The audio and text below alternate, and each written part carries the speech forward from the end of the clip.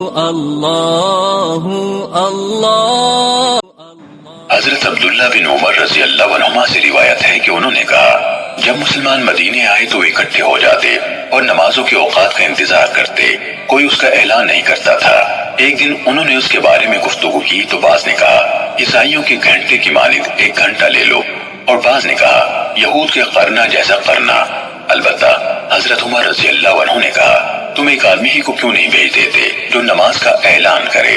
رسول اللہ صلی اللہ علیہ وسلم نے فرمایا، اے بلال اٹھو اور نماز کا اعلان کرو۔